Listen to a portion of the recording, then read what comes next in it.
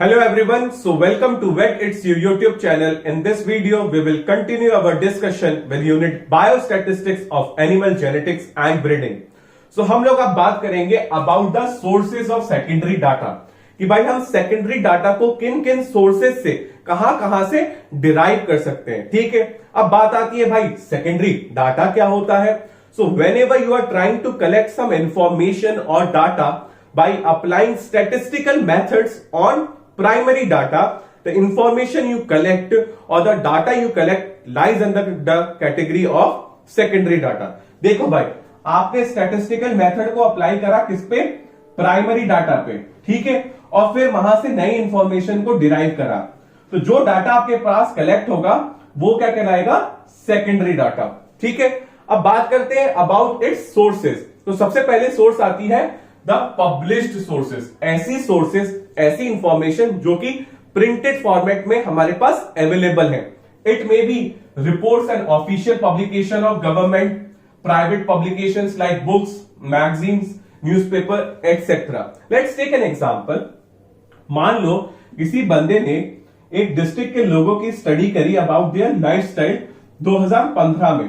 ठीक है, अब मैं 2020 में उसी डिस्ट्रिक्ट के लोगों के लिए कोई पॉलिसी बनाना चाहता हूं. ठीक है, तो मैं क्या करूंगा? जो 2015 में मेरे पास पब्लिश्ड सोर्स का जो डाटा था उस पे स्टैटिस्टिकल मेथड्स अप्लाई करूंगा और फिर पॉलिसी मेकिंग उन लोगों के लिए कर दूंगा. ठीक है, तो मैंने यहां पे क्या करा? प्राइमरी डाटा का यूज करके जो कि प्रिंटेड फॉर्मेट में मेरे पास अवेलेबल था उस पे नए स्टैटिस्टिकल मेथड्स अप्लाई करें और फिर वहां से इंफॉर्मेशन कलेक्ट करके उन लोगों के लिए पॉलिसी बना दी. So all these categories of reports, official publication of government, books, magazines, etc. lies under the published source of a secondary data. ठीक है? Now the next source of the secondary data is the unpublished sources. ऐसी information जो कि हमारे पास printed format में publicly available नहीं है, but they can also act as the source of a secondary data. ठीक है? It may include like personal diaries, letters, unpublished autobiography etcetera. ठीक है, so now moving on we will discuss about some advantages of secondary data कि भाई secondary data को use करने के क्या क्या फायदे हैं. And the first advantage is that it is more economical process. अब भाई इकोनॉमिकल कैसे हुई?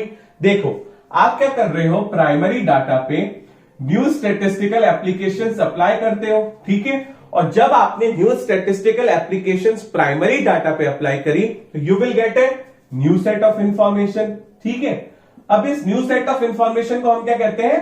Secondary data. तो इस होल प्रोसेस में आप अपने फंड्स को कट डाउन कर सकते हो, रिसोर्सेज को कट डाउन करते हो.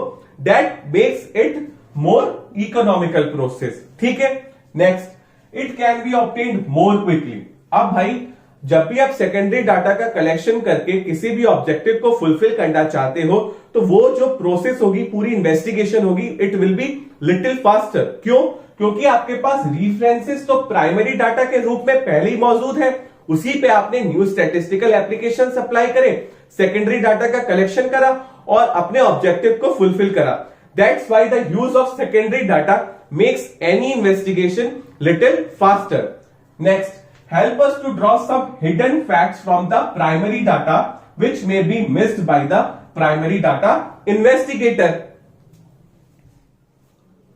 देखो भाई, मान लो कि हमारे पास एक इन्वेस्टिगेटर है, वो किसी टॉपिक की स्टडी करता है और हमें प्राइमरी डाटा पता चल जाता है. ठीक है, अब मैंने क्या करा? एक ग्रुप ऑफ इन्वेस्टिगेटर्स को अपॉइंट करा और उनसे कहा कि भाई आप इस प्राइमरी डाटा की स्टडी करो, मेरे को सेकेंडरी डाटा बताओ जिससे मैं अपना ऑब्जेक्टिव फुलफिल कर लूंगा. ठीक है, तो यहां पे देखो, जब ग्रुप ऑफ इन्वेस्टिगेटर्स, बहुत सारे लोग एक सिंगल प्राइमरी डाटा की स्टडी करेंगे तो कहीं ना कहीं उस डाटा में छुपे हुए सभी हिडन फैक्टर्स का पता चल जाएगा.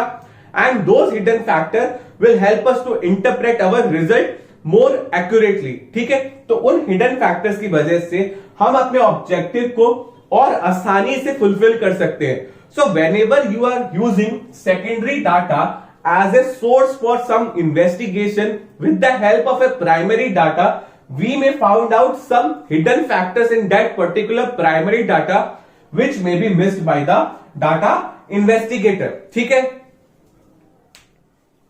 Now next. So the next advantage states that it facilitates the work of individual investigator or organization when the primary data fails to fulfill or provide everything related to the various subject. अब देखो भाई, हर एक बार ऐसा नहीं होगा कि जब आपने प्राइमरी डाटा में नए स्टैटिस्टिकल एप्लीकेशंस अप्लाई करके जो सेकेंडरी डाटा डिराइव करा वो आपके ऑब्जेक्टिव को पूरी तरीके से फुलफिल कर दे. आपको कई बार अपने डाटाज में मॉडिफिकेशन करनी होगी, कुछ एडिशन, कुछ सब्ट्रैक्शन, ताकि आप अपने रिजल्ट तक पहुंच सको. ठीक है. Next is it is easy to collect. अब देखो भाई, आपके पास primary data as a reference तो मौजूद था, उसमें आपने न्यू स्टैटिस्टिकल एप्लीकेशंस लगा के अपने रिजल्ट को डिराइव कर लिया. ठीक है. तो इस होल प्रोसेस में इतना कोई परेशानी तो हमें फेस करनी नहीं पड़ेगी. It is not a tedious process.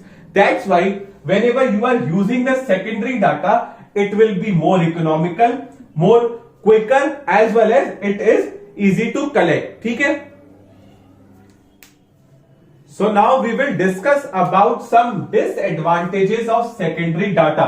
कि भाई secondary data के क्या क्या नुकसान हैं. And the first disadvantage is that it is only used when its reliability, suitability and adequacy is ensured.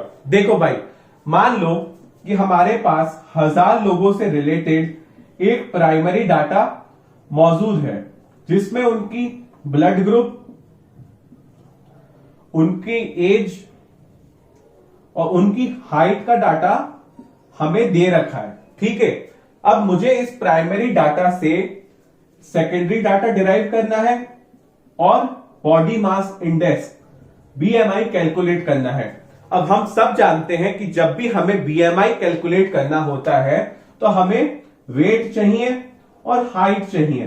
तो भाई ये प्राइमरी डाटा तो सिर्फ हाइट बता रहा है, वेट तो है ही नहीं इस डाटा में. तो कहीं ना कहीं ये डाटा हमारे ऑब्जेक्टिव के लिए सुटेबल भी नहीं है, एडिक्वेट भी नहीं है. ठीक है.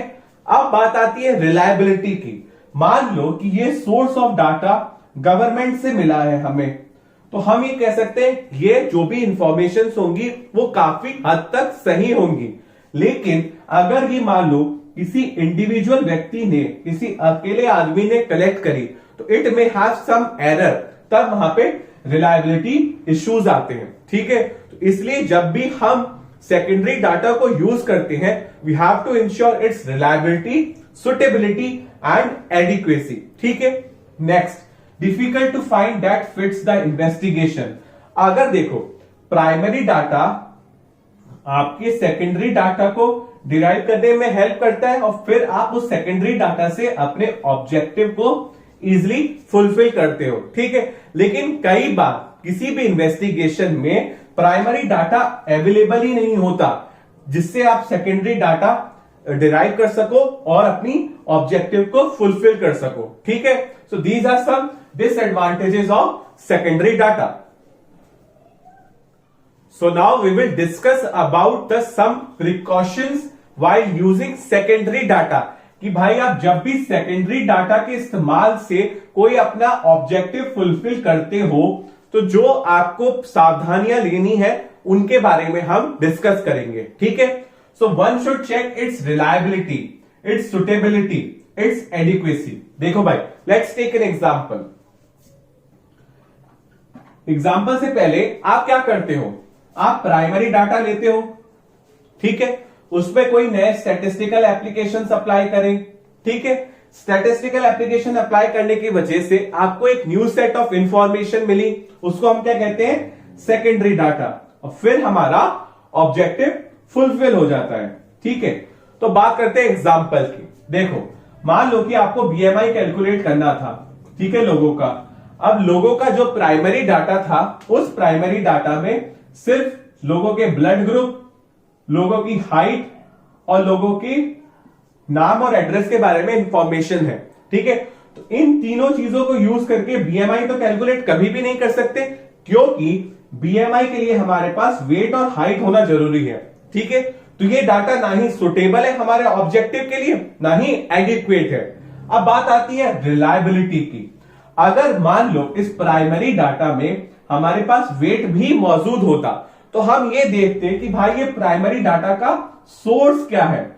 अगर ये कोई ऐसा सोर्स है जहां पे हमें शक की गुंजाइश है, मतलब कि यहां पे एरर होने की प्रोबेबिलिटी बहुत ज्यादा है, तो कहीं ना कहीं उस एरर की वजह से जो हमारा ऑब्जेक्टिव होगा, जो हमारा रिजल्ट होगा, वो भी एक्चुअल वैल्यू से डेविएट करेगा। इसलिए वो सोर्स, वो प्राइमरी डाटा रिलायबल भी नहीं होगा।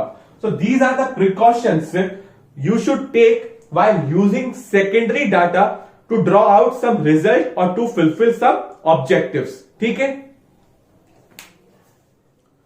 So now moving on, we will discuss about the need of classification of data, कि भाई डाटा को क्लासिफाई करने की क्या जरूरत है, ठीक है। So simply as classification means the arranging of mass of data into different groups on basis of similarities. So as the data you collect, it is usually in a raw form and you can't interpret the results. So then to draw the meaningful conclusions, you should classify the data. देखो भाई, आपके पास एक data है, वो क्या होता है, usually raw form में होता है, जिससे आप रिजल्ट्स नहीं पता कर सकते। तो हम इस रॉ फॉर्म ऑफ डाटा को क्लासिफाई करते हैं इनटू, डिवाइड करते हैं इनटू डिफरेंट ग्रुप्स में on the basis of similarities. अब ये डाटा कहीं ना कहीं रिफाइंड हो गया और इस क्लासिफिकेशन की मदद से हम अपने रिजल्ट को इजीली डिराइव कर सकते हैं, ठीक है। Let's take an example. मान लो कि एक यूनिवर्सिटी में 10,000 स्टूडेंट्स का एडमिशन हुआ, ठीक है। अब हमें पता लगाना है कि भाई कितने मेल स्टूडेंट्स का एडमिशन हुआ और कितने फीमेल स्टूडेंट्स का एडमिशन हुआ। तो हम सिंपली क्या करेंगे, इस रॉ डाटा को क्लासिफाई करेंगे on the basis of their gender, whether the students are male और फीमेल। मान लो कि 6,000 मेल आए और 4,000 फीमेल आई, तो हमें यहां से इस रॉ डाटा को जब हमने क्लासिफाई करा, तो ये क्या हो गया, रिफाइन, और हमारा रिजल्ट जो है वो इजिली हमारे सामने आ गया। So these are the need of classification of data. So now moving on, we will discuss about the objectives of classification of data, कि भाई हमने जब डाटा का क्लासिफिकेशन करा तो उसके फायदे क्या है, ठीक है। And the first objective is that it help in presenting data in a more concise form, ठीक है। Let's take an example. मान लो कि 1000 स्टूडेंट्स ने एक यूनिवर्सिटी में एडमिशन लिया, ठीक है।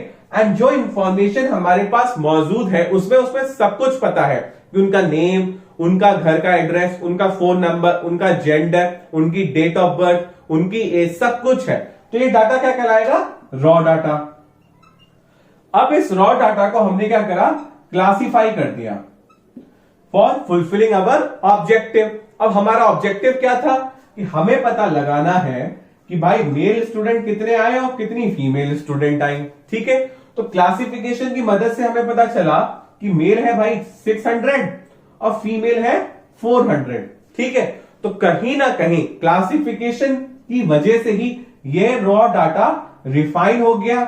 रिफाइन बोले तो यहां पे जितनी भी बेफालतू की चीजें थी जो हमारे रिजल्ट के साथ रिलेट नहीं करती थी, जैसे उनका नाम, उनके घर का address, phone number, date of birth, age, वो हमने क्या कर दी, डिस्कार्ड कर दी, उन्हें हटा दिया और अपने रिजल्ट तक आसानी से पहुंच गए।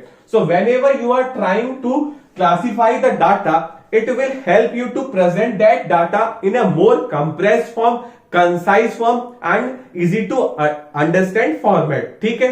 Next, help in comparison.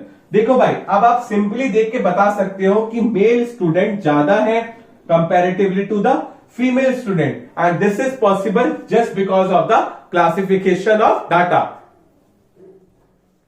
So the next objective is that it help us to draw the meaningful conclusions। देखो भाई, यहां पे हमें इस ऑब्जेक्टिव से पता चल गया कि मेल ज्यादा है कंपैरेटिवली टू द फीमेल, सो जिस भी साल में उस यूनिवर्सिटी में एडमिशन हुए उस समय वहां पे मेल स्टूडेंट्स ज्यादा आए या फीमेल स्टूडेंट्स कम आए. So this is about the conclusion which we draw with the help of classification of data. ठीक है. Next objective, it help us to draw the characteristic of a data. ठीक है. अब लेट्स टेक एन एग्जांपल. मान लो एक university में बच्चों का एडमिशन हुआ और हमारे पास डाटा अवेलेबल है 5 इयर्स का. अब उस 5 इयर्स के डाटा से हम 2 कर्व बनाना चाहते हैं कि भाई मेल स्टूडेंट इन 5 सालों में कितने आए और फीमेल स्टूडेंट इन 5 सालों में कितनी आई. तो हम इस डाटा को क्या करेंगे, क्लासिफाई करेंगे, पता लगा लेंगे कि हर एक साल में कितने कितने मेल स्टूडेंट्स आए, कितनी कितनी फीमेल स्टूडेंट आए, और कर्व हमने ड्रॉ कर दिया. कर्व मेल का कुछ ऐसे था, फीमेल का कर्व कुछ ऐसे था.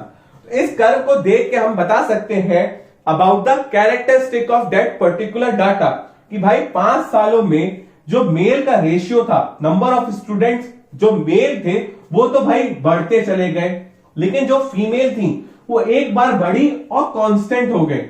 सो with the help of a classification of a data we can get to know about the characteristic of that particular data. ठीक है. So that's all for this video. I hope you like it. So please like, share, comment and subscribe to my channel Vet It's You. Thanks for the watching. An initiative by Ankit Kaushik.